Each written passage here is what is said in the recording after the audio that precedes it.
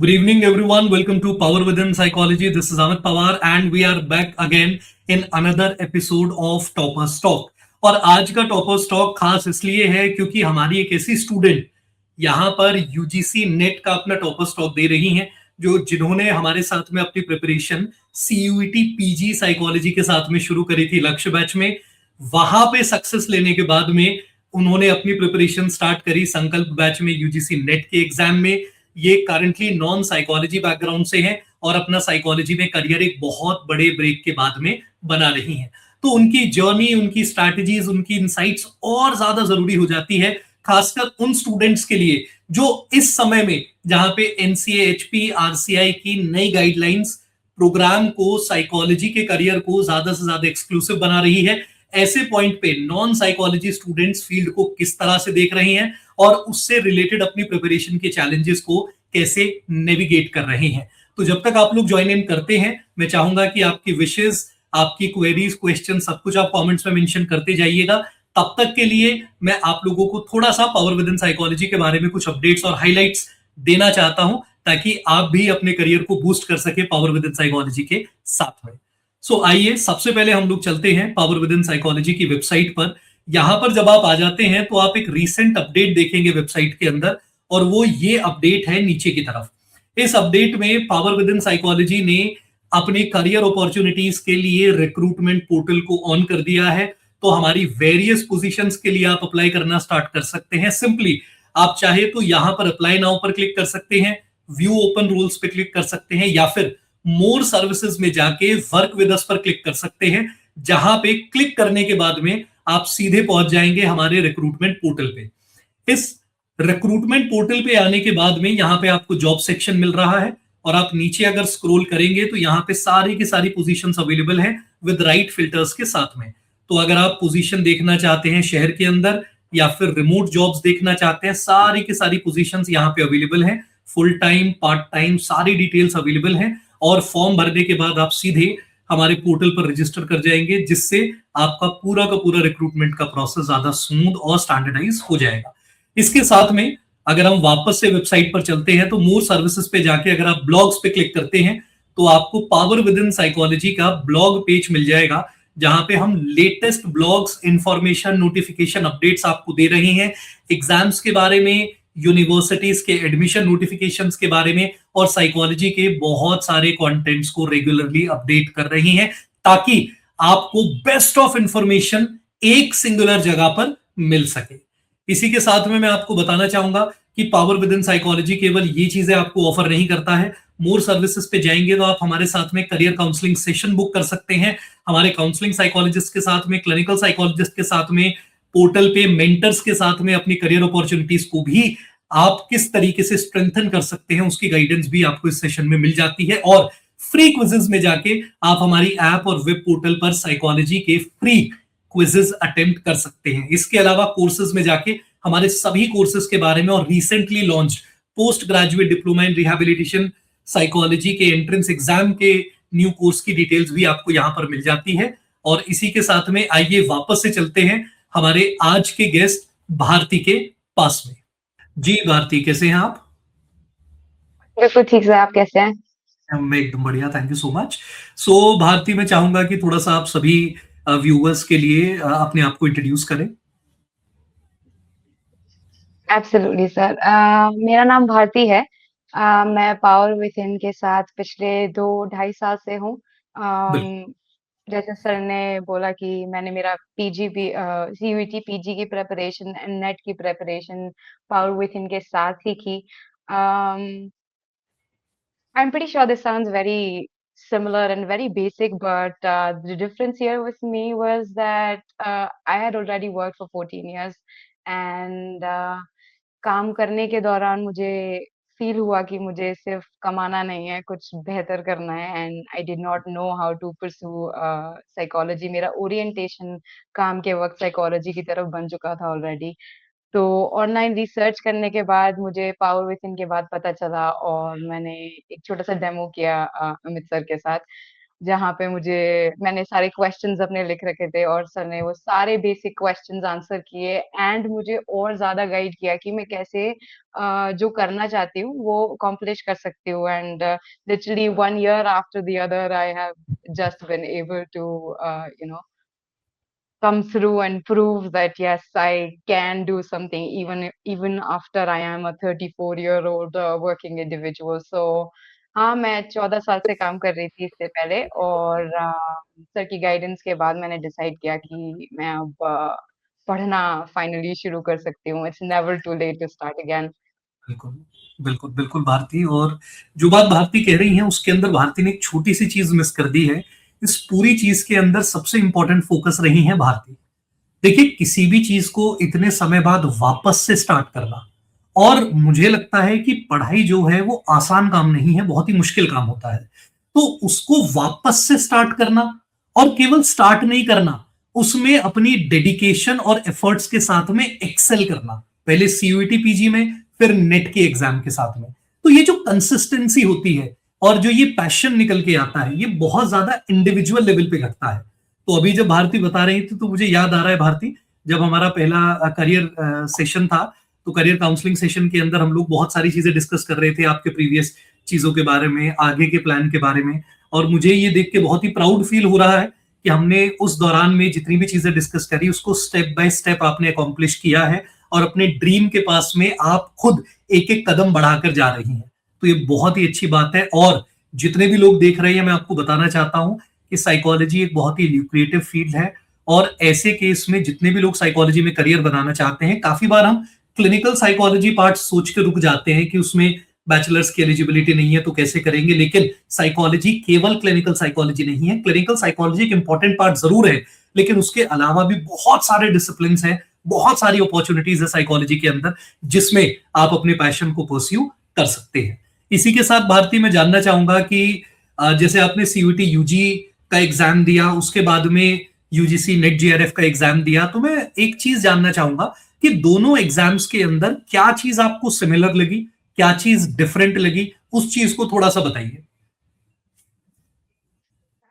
Sir, मेरा perspective थोड़ा different हो सकता है एक पढ़ने वाले बच्चे से, क्योंकि वो ऑलरेडी पढ़ते हुए आ रहे हैं. So for me I would say कि दोनों में डिफरेंस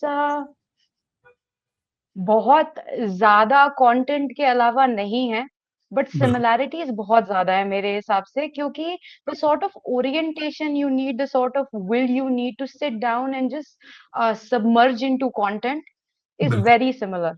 बिल्कुल, एंड बिल्कुल, as many people as I've met so far, जिससे भी साइकोलॉजी के कोई भी टॉपिक के बारे में बात करो, they get just sucked into the topic, and it's not just me, it's everyone. Everybody wants to know about psychology, like what's going on in the mind.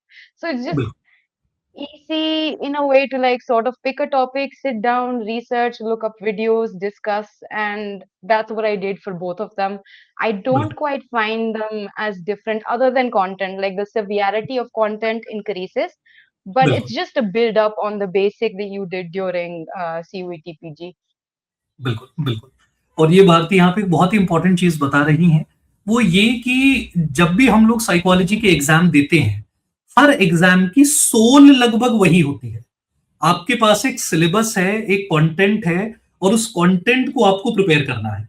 और जब आप इस कंटेंट को प्रिपेयर करते हैं तो एग्जाम वाइज कुछ ना कुछ डिफरेंस तो मिलेंगे ही, ऑफ कोर्स सी बात है। भाई सिलेबस डिफरेंट है, चीजें जरूर कुछ एडवांस लेवल की होती है, ट्रेंड्स पैटर्न्स के ऊपर डिफर करती है, लेकिन अप्रोच जो होती है एग्जाम की, वो हमेशा वही रहती है। चाहे आप सीयूटी यूजी दो, चाहे पीजी दो, चाहे यूजीसी नेट जीआरएफ का एग्जाम दो, चाहे क्लिनिकल साइकोलॉजी का कोई एग्जाम दे रहे हो।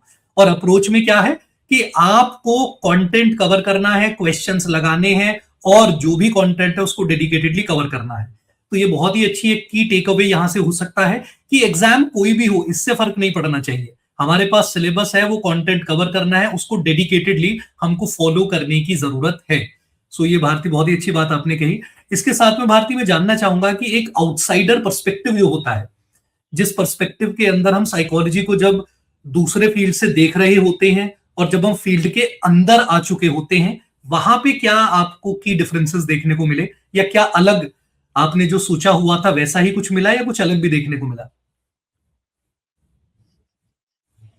हाँ, कुछ कुछ बातें जैसे मैंने सोच रखी थी उससे डिफरेंट भी प्रूव हुई हैं और कुछ चीजें उससे बेहतर भी प्रूव हुई हैं। बिल्कुल। लाइक रोजमर्रा की जिंदगी में like I don't know who said it, but somebody said it that awareness sort of builds tolerance for things, and knowing about concepts and everything during my course, and having discussion with friends and faculties and you per se sort of made it easy, like things that I'm dealing with right now, having quit my job, worrying about having to earn money, and I'm old already. Why is it that I'm into colleges now again and studying and all of that? Dealing बिल्कुल। with a lot of things, but then studying psychology, talking to people who've done psychology, and it sort of helps me. बिल्कुल। And things that I would say were different for me when I was not in psychology was I thought that how I read novels and how I spoke to people about psychology before I was a student of it. बिल्कुल। I thought it would be super easy, just like reading a novel. I wouldn't say it's difficult because topics are very interesting, but then when you have to approach these topics from an exam point of view, that you have to crack something or you have to present yourself, it becomes sort of creates anxiety, if you can say, or maybe stress a little bit. But then I बिल्कुल। somewhere think this stress sort of helps you to actually consume all that content and solidify it so that you can actually come from a researched foundation when you speak about things, and it's not baseless. बिल्कुल, बिल्कुल। और ये बात मतलब जब हम practical level पे देखते हैं, तो ये बात बिल्कुल सही निकल के आती है कि साइकोलॉजी अपने आप में जिन टॉपिक्स को टच करता है, जिन एलिमेंट्स को एक्सप्लोर करता है, वो इंटरेस्टिंग ज़रूर है। वो एक रिलेटेबिलिटी ज़रूर देते हैं, लेकिन at the end of the day ये एक डिसिप्लिन है। At the end of the day इसमें एग्ज़ाम्स हैं। एग्ज़ाम है तो सिलेबस है तो आपको चीजें पढ़नी पड़ेंगी और एग्जाम के प्रेशर को, एंजाइटी को, उन सबको टैकल करना पड़ेगा।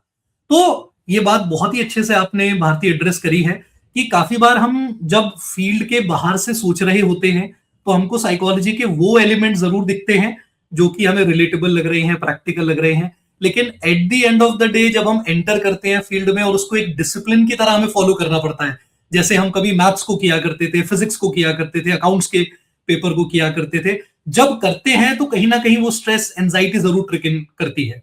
और आप तो नए हैं फील्ड के अंदर, लेकिन वो लोग जो फील्ड में शुरू से हैं, same level of anxiety, same level of confusion उनके अंदर भी ट्रिगर इन होता है, क्योंकि सिलेबस है, सिलेबस को कवर करना है और उसमें ऐसे टॉपिक जरूर आते हैं जो आपको पसंद नहीं है। तो उस चीज को भी ओवरकम करना बहुत ज्यादा जरूरी हो जाता है। तो एक एग्जाम माइंडसेट, कॉम्पिटिटिव एग्जाम का माइंडसेट बहुत ज्यादा जरूरी हो जाता है। इसमें भारती मैं अगली चीज आपसे ये चीज जानना चाहूंगा कि वो लोग जो इस समय पर, जहां पे हम जानते हैं कि एनसीएचपी की न्यू गाइडलाइंस आ चुकी हैं, आरसीआई की न्यू गाइडलाइंस आ चुकी हैं, फील्ड को ज्यादा से ज्यादा जो है वो एक्सक्लूसिव किया जा रहा है, स्पेशली उन लोगों के लिए जहां पे साइकोलॉजी का जिनके पास बैकग्राउंड है या शुरू से जो साइकोलॉजी करते आ रहे हैं। ऐसे समय पर जब एक नया व्यक्ति साइकोलॉजी में एंटर करने का सोच रहा हो, खासकर वो जिसने बैचलर्स किसी और फील्ड में परस्यू करी हुई है या मास्टर्स करी हुई है या कुछ साल उन्होंने पढ़ा भी हुआ है, तो ऐसे टाइम पे आप उनको क्या रिकमेंड करना चाहेंगे? क्या इज इट वर्थ इट कि वो भी फील्ड अगर स्विच करने का सोच रहे हैं, तो उस पे आपका क्या विचार रहेगा? Um, absolutely, sir. I'm sorry. So I don't think यदि कोई इस फील्ड में आ रहा है from a non psychology background like me, like मैंने बैचलर्स की हुई है और अब साइकोलॉजी में आना, I mean just like anyone else who would come from a different background at this age would feel I was feeling. But then बिल्कुल। half of it was sorted out because of you and, people that were ready to guide me. I had बिल्कुल। the most basic of the questions possible one could have. And then बिल्कुल। you guys did not get irritated by those basic questions because you understood that I'm coming from like nowhere, like zero plateau, and then you know the sort of questions you would have to deal with me. to get me where I need to be to think right. So opportunity wise, I would say कि कुछ भी कमी नहीं है. So let's say uh, if not clinical psychology right away, you can get into counseling, you can get बिल्कुल into research in psychology. There are बिल्कुल so many therapies that you can do will sort of, put you in a niche category and बिल्कुल sort of equip you with, skills and techniques that would really help people out. So for me, the purpose is solely to, have a purpose. Like I don't want to work meaninglessly just to earn money, and बिल्कुल that wasn't giving me enough satisfaction. So मेरे लिए finding psychology is sort of like super happening because मैं जिन चीजों के साथ मैं जूझ रही हूँ, if I can help them not be scared of it and to be not defeated by it, then I would be super happy. Sort of, बिल्कुल there's a thing that I say that standing at a capacity of giving makes you feel good about yourself. So, I mean, मतलब ही है, but ठीक है, like, it sort of helps me in a way. बिल्कुल, बिल्कुल और बहुत ही सुंदर विचार है ये। और ज़्यादातर बच्चे साइकोलॉजी में जब एंटर करते हैं, इसी भाव के साथ में आते हैं देने के, कंट्रीब्यूट करने की सोसाइटी में, कम्युनिटी को ग्रो करने के, एम्पावर करने के। और ये कुछ इम्पोर्टेंट एलिमेंट्स हैं जो आपको बताता है कि साइकोलॉजी फील्ड आपके लिए सही है। तो इसी चीज़ के साथ में भारती मैं आपसे थोड़ा-सा एग्ज़ाम फ़ोकस चीज़ ये जानना चाहूँगा कि जो बच्चे यूजीसी नेट की तैयारी कर रहे हैं और नॉन साइकोलॉजी बैकग्राउंड से आते हैं, तो ऐसे केस में आपके पास क्या उनके लिए टिप्स रहेंगी, स्ट्रैटेजीज़ रहेंगी, कैसे उन्हें चीज़ें स्टार्ट करनी चाहिए, किन चीज़ों पर फ़ोकस करना चाहिए यूजीसी नेट के एग्ज़ाम को ध्यान में रखते हुए? एक बार उसको प्लीज़ बताइएगा। Absolutely, sir. I'm so happy that you asked this question because I go around telling everyone about this. uh, So if you already have a base, if you already have psychology related base, like you've done your bachelor's and you have a solid base, I would say you should approach UGC net by PYQs. If you बिल्कुल, start PYQs first, 3 साल के पिछले 3 साल के PYQs, give them like a week, 2, 3, however long you will take to finish doing those PYQs. It will sort of tell you how these people try to frame questions and sort of orientation they have when they approach a topic. And you will also find their favorite topics, because in the end these are human beings that have favorite topics or interesting topics, topics that thrill them, topics that are the core of their memory. So doing these questions first will sort of orient you to their orientation, and then when you go back to building on the content for UGC net JRF, then you sort of will start also consuming your content similarly, and it बिल्कुल, will make a ton of difference because information literally सागर भर है, और आप maybe there's a certain amount of information that you can hold. So having done PYQs will orient you, and then you can accordingly filter down and remember the information in a certain way, which will for sure help you. Like literally, I joined for UGC net with Power Within 3 months, 3.5 months before I was supposed to appear for my net, and I did not think I would be able to clear it because for a month and a half I prepared, but then after that my college exams started, and I just could not keep up with it. But whatever I did in the month and a half and right after my exams before my UGC net sort of really helped. And I can't stress enough doing mock tests and PYQs. Can't बिल्कुल, stress enough. बिल्कुल, यदि आपने खाली PYQs और mock test खत्म कर दिया ना, trust me, when you go back to the content, you will be like, I already know this. Like, बिल्कुल, why am I reading content at this point anymore? बिल्कुल। और ये बहुत ही अच्छे से भारती ने कहा है, जो बात भारती कह रही थी मैं उसको ज़रूर पूरा करना चाहूँगा कि यूजीसी नेट जेआरएफ का जो सिलेबस है, पेपर 1 में आपके 10 यूनिट्स हैं, पेपर 2 के अंदर 10 यूनिट्स हैं और हर यूनिट के अंदर इतने चैप्टर्स भरे हुए हैं, इतना कंटेंट भरा हुआ है।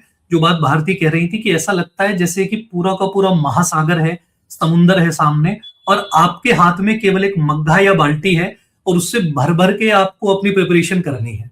तो जब आपके पास में इतना बड़ा सिलेबस होता है, तो इस सिलेबस को फोकस्ड तरीके से देखने के लिए, यानी कि कितने पे हमारी नजर पड़नी चाहिए और वो कंटेंट सही हो, इस चीज के लिए सबसे पहली स्ट्रैटेजी जो भारती बात कर रही हैं वो है ट्रेंड एनालिसिस की। यानी कि ट्रेंड और पैटर्न, जब आप, हर एग्जाम का एक तरीका होता है, एक लहजा होता है सवाल को पूछने का, और जब आप उस लहजे को सही तरीके से पकड़ लेते हो, तो कंटेंट को जब आप अप्रोच करते हो, तो अब आप सिर्फ हर कंटेंट को नहीं देख रहे, आप पूरे महासागर को नहीं देख रहे हैं, आप केवल उस बाल्टी में भरे पानी को देख रहे हैं जो आपने अपने ट्रेंड एनालिसिस से पाया है। इसी अप्रोच को पावर विद इन साइकोलॉजी अपने लक्ष्य बैच में भी लेके आता है, इसी अप्रोच को संकल्प बैच में भी लेके आता है। और संकल्प बैच के अंदर इस बार से हम लोगों ने एक इंटरेस्टिंग चेंज क्या किया है कि ये ट्रेंड्स जो हैं आपको शुरुआत से ही कोर्स के अंदर रिकॉर्डेड कंटेंट के फॉर्म में यूनिट वाइज ये पूरे के पूरे ट्रेंड्स आपको अवेलेबल रहेंगे, ताकि किसी भी पॉइंट पे अगर आपको किसी भी यूनिट का अगर एक एनालिसिस चाहिए, ओवरव्यू चाहिए, आपको ट्रेंड्स की समझ चाहिए, पैटर्न की समझ चाहिए, तो आपको वो छोटी सी 15-20 मिनट की वीडियो देख के पूरे यूनिट की एक समझ बन जाएगी कि इस पूरे के पूरे महासागर में वो बाल्टी भर इंपॉर्टेंट पार्ट क्या है जो रिपीट होता है बार बार, जिसके क्वेश्चंस जो हैं वो डिफरेंट तरीके से फॉर्म करे जाते हैं, तो कहां कॉन्शियसली ट्रेड करने की जरूरत है। इन सारी की सारी चीजों के लिए पावर विद इन साइकोलॉजी संकल्प बैच ऑफर करता है। और नेट जेआरएफ की तैयारी क्लिनिकल साइकोलॉजी के एस्पिरेंट्स के लिए हम लोग सफलता बैच के अंदर भी कवर कराते हैं, पेपर 1 प्लस पेपर 2 के साथ में, ताकि हल्की सी भी कमी आपके एग्जाम के चांस को रोके नहीं। उसके बाद में दूसरी चीज जो भारती ने मेंशन करी है वो यही करी है कि इस ट्रेंड के साथ में हम जब एक फिल्टर्ड ग्लासेस ले लेते हैं तो हमारे कंटेंट पे एक फोकस्ड नजर देता है। अब हमें पता है कि हमको कौन से पार्ट पे फोकस करना है। ये बहुत ही इंपॉर्टेंट अप्रोच है, और ये अप्रोच पे चलना थोड़ा डिफिकल्ट पड़ता है क्योंकि इसमें मेहनत ज्यादा लगती है, लेकिन सबसे मजबूत सबसे स्टेबल रास्ता जो है वो यही है, ट्रेंड्स पैटर्न को एनालाइज करना और फिर अगले पार्ट में अपने कंटेंट की तरफ मूव करना। क्योंकि ज्यादातर बच्चे उल्टा करते हैं, पहले वो थ्योरी पे जाते हैं फिर क्वेश्चन पे जाते हैं। और अगर भारती की बात को हम थोड़ा सा और देखें तो उन्होंने एक चीज कही कि जिन लोगों के बेस कॉन्सेप्ट्स क्लियर हैं, चीजों की क्लैरिटी है, तो वो क्वेश्चन से थ्योरी की तरफ जाए, और जो बिल्कुल फ्रेश है, बिल्कुल नहीं है, वो पहले बेसिक कॉन्सेप्ट, बेसिक जानकारी, बेसिक टर्म्स, बेसिक आइडियाज को थोड़ा पढ़े। थोड़ी जब क्लैरिटी हो गई है, जैसे हम लोग संकल्प के अंदर ऑफर करते हैं आधार बैच, आधार बैच के अंदर हम लोग क्लास 11th क्लास 12th की एनसीईआरटी कवर कराते हैं, सिसरेली कवर कराते हैं, ताकि आपका बेसिक फाउंडेशन जो है वो स्ट्रांग हो सके। तो उसके बाद में फिर आप ट्रेंड एनालिसिस पे आ जाए और अपने कंटेंट के ऊपर वापस आ जाए। सो काफी अच्छे से भारती आपने वो सारी की सारी चीजें हमें शेयर करी हैं, और काफी सारे जो व्यक्ति हैं वो इस चीज के लिए मोटिवेटेड भी फील कर रहे हैं, और बहुत इंसाइटफुल चीजें आपने उनको बताई हैं, और मुझे तो बहुत ही अच्छा लगा कि आपने अपनी प्रिपरेशन के अंदर ये माइंडसेट और ये इंसाइट एक्टिवली यूज करी है। सो भारती, हम लोग लगभग हमारे सेशन के लास्ट पॉइंट पे हैं, तो मैं बस आपसे जानना चाहूंगा कि पावर विद इन साइकोलॉजी के साथ आपका एक्सपीरियंस, संकल्प बैच के साथ आपका एक्सपीरियंस, लक्ष्य बैच के साथ आपका एक्सपीरियंस, ये सारी की सारी चीजें कैसी रही, तो वो थोड़ा सा मैं जानना चाहूंगा। Absolutely, sir. I'm pretty sure my face is telling enough already how happy I am that I'm associated with PWP. Uh, I'm I don't know like where to start and where to end because it's all like everyone's one unit. It does not feel like that teachers behave differently than the motto you have बिल्कुल, for power within. बिल्कुल, Everybody sort of reorients you towards looking at psychology to solve real life problems. Like, no doubt, हम बैठते हैं, हम पढ़ते हैं, हम concepts पढ़ते हैं, हम exam के लिए exam focused पढ़ते हैं. But बिल्कुल, every now and then we are reoriented to think that this is just not content. This is बिल्कुल, content that you have to apply to life बिल्कुल, and draw more out of it. Like if you want a wholesome experience, think of this as something you're learning to apply in real life. Also, बिल्कुल, teachers and staff and you, hmm, everybody has been like super helpful, super helpful. बिल्कुल, Yeah, I mean, especially like I don't know, I'm pretty sure you know this, but Aditi ma'am एक चीज करती थी, which I sort of really loved. She would बिल्कुल, tell students towards the end of the class कि हमको सब pictures भेजो, तुम कुछ आर्ट वार्ट करते हो तो, या कुछ भी शेयर करना है मेरे साथ तो. And then the next day when she would open class, she would show those, painted pictures of the students and sort of connect with them. It does not feel like student teacher. It feels like, I mean, of course, one of them is more, बिल्कुल, it has more information about psychology, but then again, like, you feel free to connect with them. They sort of come across very approachable. बिल्कुल, So yeah, this is one of the many things that so many teachers at Power Within has offered us to make feel supported and, बिल्कुल, just बिल्कुल। yeah. Thank you so much Bharti और ये बात बिल्कुल सही है, हम लोग प्रयास ये करते हैं, जब हम ऑफ़लाइन में पढ़ रहे होते हैं और जब हम ऑनलाइन में पढ़ रहे होते हैं, तो हम सभी जानते हैं, ऑनलाइन जितनी अपॉर्च्युनिटीज़ लेके आता है, उसके साथ में कुछ ना कुछ चैलेंजेस भी क्रिएट करता है। जिसमें से सबसे पहला चैलेंज होता है एंगेजमेंट और कनेक्ट। ये 2 ऐसी चीज़ें हैं, जो आप जितने भी ऑनलाइन प्लेटफ़ॉर्म से पढ़ लीजिए, आज के समय पे कितने भी बड़े एडटेक प्लेटफ़ॉर्म्स हों, कितने भी नए इमर्जिंग एडटेक प्लेटफ़ॉर्म्स हों, हर कोई इन्हीं 2 चैलेंजेस से जूझता है कि क्लास को कैसे इंटरैक्टिव बना सके और स्टूडेंट्स को कैसे ये फील दिला सके कि आप पार्ट हो इस इमर्सिव एक्सपीरियंस का। और ये आसान नहीं होता ऑनलाइन की सेटिंग में, लेकिन फिर भी फैकल्टीज जो हैं वो दिन रात मेहनत करते हैं, प्रयास करते हैं, केवल हमारे नहीं, मतलब ये गलत होगा कहना कि पूरे भारत में केवल हम जैसा एक प्लेटफॉर्म है जो इतना इंटरैक्टिव है। टीचर हमेशा प्रयास करता है, कुछ ना कुछ एफर्ट मारता है और ये बहुत अच्छी बात है कि हमारे फैकल्टीज एक्टिवली स्टूडेंट्स के साथ में कनेक्ट बना पा रहे हैं, एंगेजमेंट बना पा रहे हैं, क्योंकि ऑनलाइन मोड में पढ़ाना बिल्कुल भी आसान नहीं है और ऑनलाइन मोड में पढ़ना उससे भी ज्यादा डिफिकल्ट है। तो वो स्टूडेंट्स, उनके लिए भी ये अप्रिसिएशन जाता है जो एफर्ट मार रहे हैं ऑनलाइन मोड में, और वो टीचर्स जो दिन रात लगा के बच्चों को ऑनलाइन मोड में पढ़ा रहे हैं, ये एफर्ट और ये अप्रिसिएशन उनकी तरफ भी जाता है। So thank you so much Bharti for sharing your experience with all of us via the toppers talk. और जितने भी स्टूडेंट्स हैं जो पावर विद इन साइकोलॉजी के प्रोग्राम्स को जानना चाहते हैं, एक्सप्लोर करना चाहते हैं, वो सारे के सारे पावर विद इन साइकोलॉजी की वेबसाइट पर आपको सारी की सारी डिटेल्स यहाँ पर मिल जाती हैं। तो जैसा कि हमने स्टार्टिंग में भी बात करी थी, अगर आप हमारे साथ में करियर अपॉर्चुनिटीज देख रहे हैं तो आप डायरेक्टली हमारी वेबसाइट पर अप्लाई नाउ पर क्लिक कर सकते हैं या मूर सर्विसेज में जाके वर्क विद अस पर क्लिक कर सकते हैं।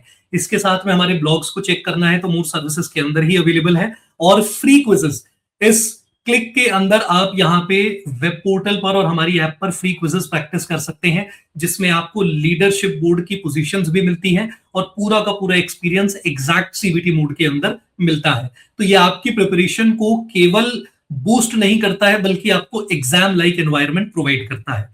इसके साथ में आप हमारे कोर्सेज को चेकआउट कर सकते हैं, जैसे लक्ष्य के लिए सीयूईटी पीजी कोर्स आरंभ हो गया हमारा सीयूईटी यूजी के लिए, और यूजीसी नेट जीआरएफ और गेट साइकोलॉजी की प्रिपरेशन के लिए संकल्प batch, clinical psychology net GRF के एग्जाम के लिए सफलता बैच, और हमारा recently launch post graduate diploma in clinical psychology का एग्जाम। आप किसी भी एग्जाम पर क्लिक करके आप वहां पर स्टूडेंट्स की डिटेल्स देख सकते हैं, टॉपर्स की डिटेल्स देख सकते हैं, रिव्यूज देख सकते हैं, प्रोग्राम के बारे में कंप्लीट जानकारी देख सकते हैं, और इंपॉर्टेंट क्वेश्चंस के आंसर्स फ्रीक्वेंटली आस्क्ड क्वेश्चंस के फॉर्मेट में विजिट कर सकते हैं। सो इसी के साथ में आज का सेशन जो है वो हम लोग रैप अप करते हैं, और जल्दी ही आप सभी के साथ में हम दोबारा मिलेंगे एक नए टॉपर्स टॉक के साथ में। सो जब भी आपको किसी भी तरीके का डाउट लगे फील्ड के अंदर, आपको पता होना चाहिए पावर विद इन साइकोलॉजी आपके साथ में खड़ा है। So wish you all the best.